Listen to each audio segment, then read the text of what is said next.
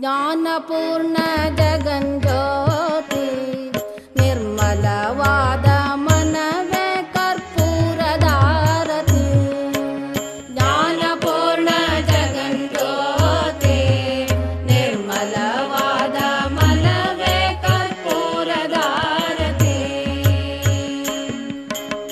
ಅನುದಿನ ಗುರುವಿನೊಳನು ಗೂಡಿ ಭಕ್ತಿಯಲಿ, ಅನುದಿನ ಗುರುವಿನೊಳನು ಗೂಡಿ ಭಕ್ತಿಯಲಿ, ಜನನ ಮರಣ ರಹಿತ ಜಂಗಮಕ್ಕೆ ಬೆಳಗಿರಿ.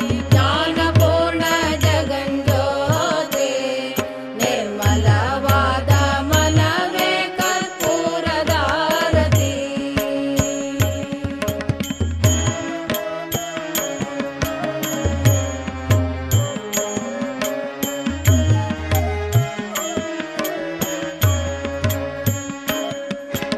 ನಾನೇನೆಂಬುದ ಬೇಡಿರೆ Now, when rain are coming, but here. During the raining, when the raindrops are fallen down upon the main tree, first layer, coming with the speed of 30 feet per second, they are actually drop very speedily, but they are restricted by the leaves, branches and stem of the main tree, big tree.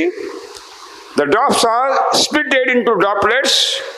50% velocity is reduced.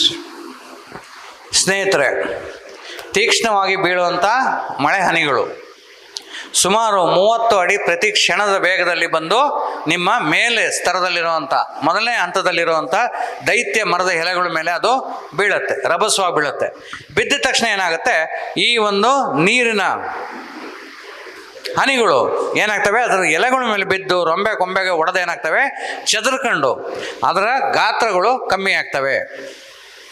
From the leaves on branches of the first layer, droplets are fallen down on the bushes, and droplets are split in small drops, and they are slowly coming upon the plant and creeper.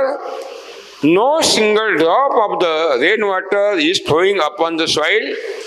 Entire rainwater is percolated in the soil and deposited in the internal water reservoir, Bhujala.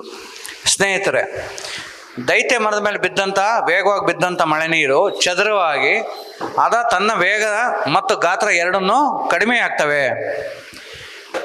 ವೇಗ ಮತ್ತು ಗಾತ್ರ ಎರಡನ್ನೂ ಕಮ್ಮಿ ಆಗುತ್ತೆ.